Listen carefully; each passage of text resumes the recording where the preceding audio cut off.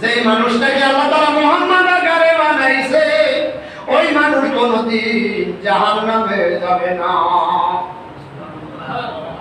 শুধুমাত্র শিরক যদি না করে তাকে আল্লাহ নবী সুপারিশ করে জান্নাতে নিয়ে যাবে।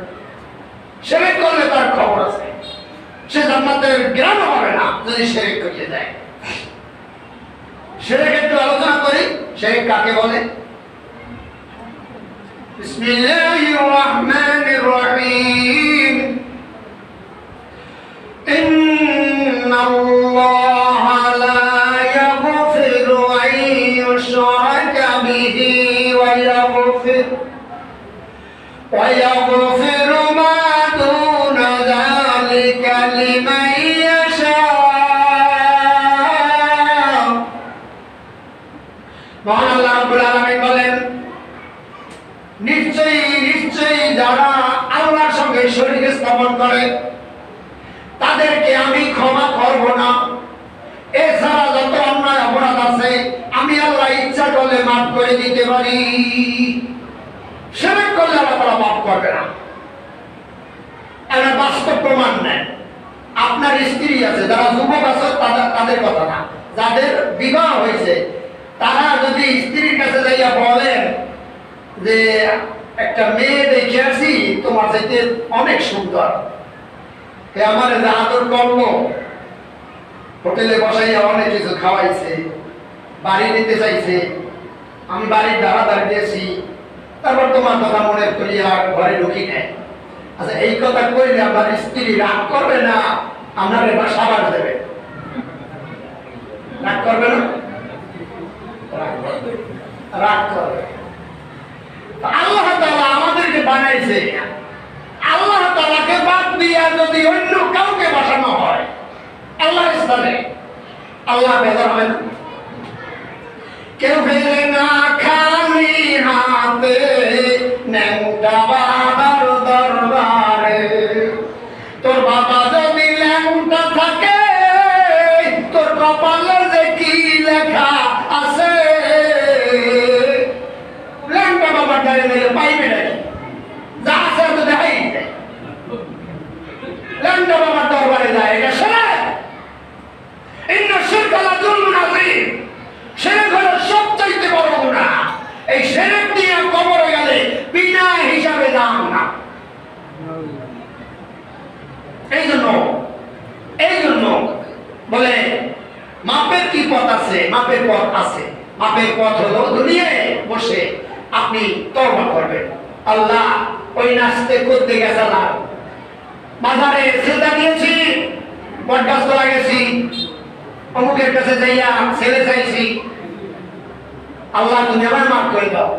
তওবা করতে হবে।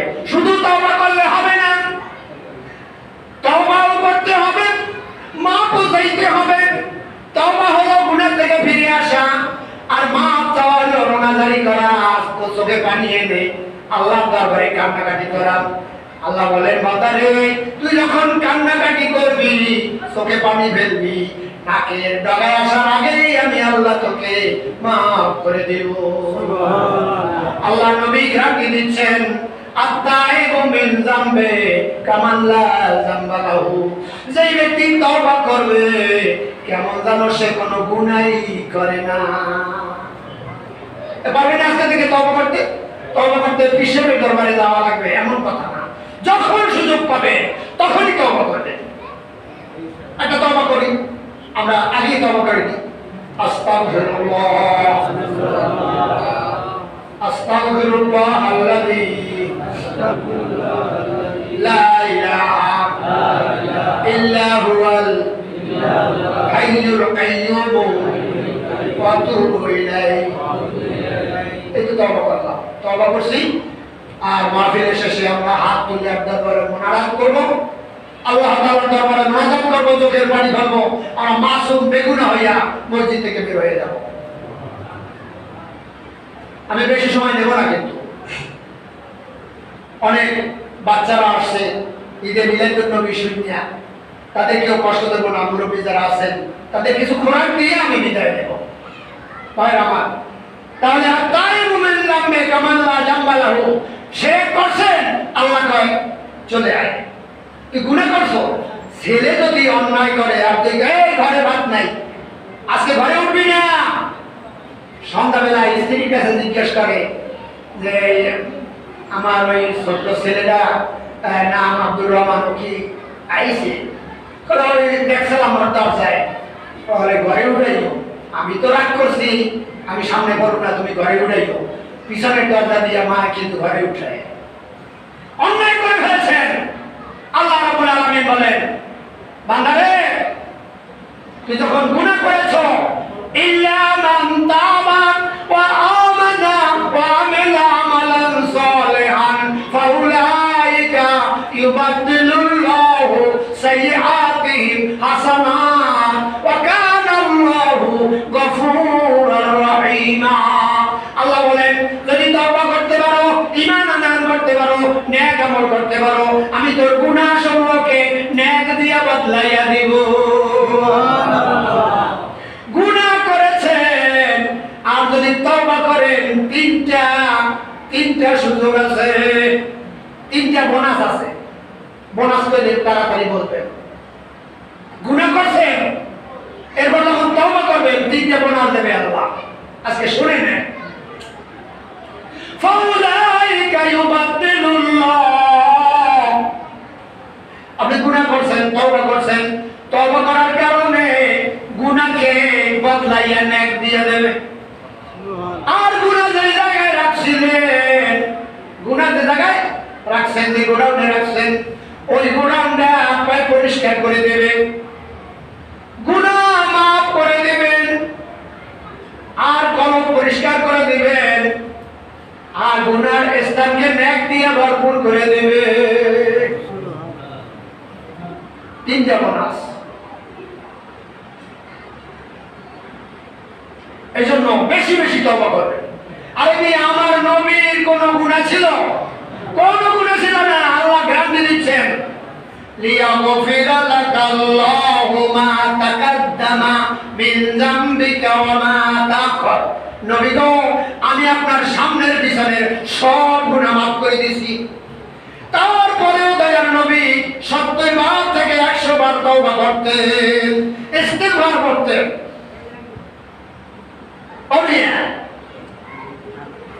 আজকের থেকে বেশি বেশি ইস্তিগফার হবে। আমি গায়েব হুজুরের সাথে 12 বছর ওয়াজ মাহফিল করেছি।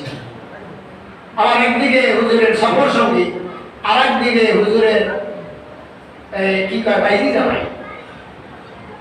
হুজুরের থেকে অনেক কিছু শিখছি। আল্লাহ আমাকে সে সুযোগ দিয়েছেন। আপনাদেরকে সেজন্য বলতেছি, আপনারা সবাই জান্নাতি, সবাই জান্নাতি। কোন দিক দিয়ে বলছি? মান ক্বালা লা ইলাহা ইল্লাল্লাহ মুহাম্মাদুর রাসূলুল্লাহ ফাদাখালাল জান্নাহ।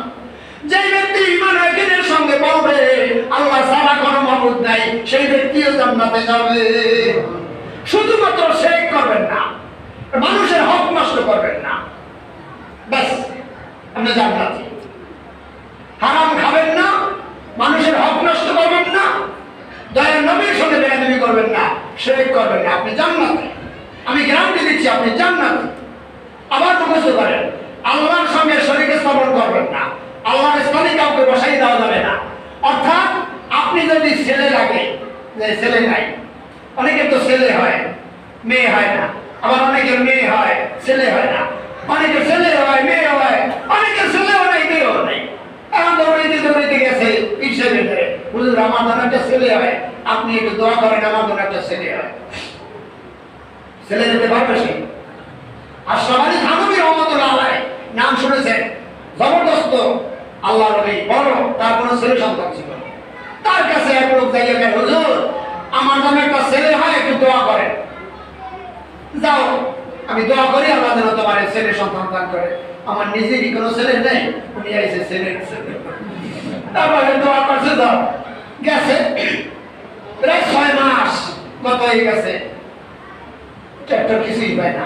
পাইছে আবার, হুজুর কি আপনি তো দোয়া করছেন, কোন ছেলে তো খাবার দাবার পাই না, কি দোয়া করলেন? আবার একটু দোয়া করেন আমার জন্য একটা ছেলে হয়। এই আসলে থানবী রহমতুল্লাহ আলাইহি বললেন, তুমি যে বারবার ছেলের কথা বলো, তুমি কি বিয়ে করছো? না হুজুর বিয়ে করি নাই। বিয়ে করো না, ছেলে কি খেলার নেবে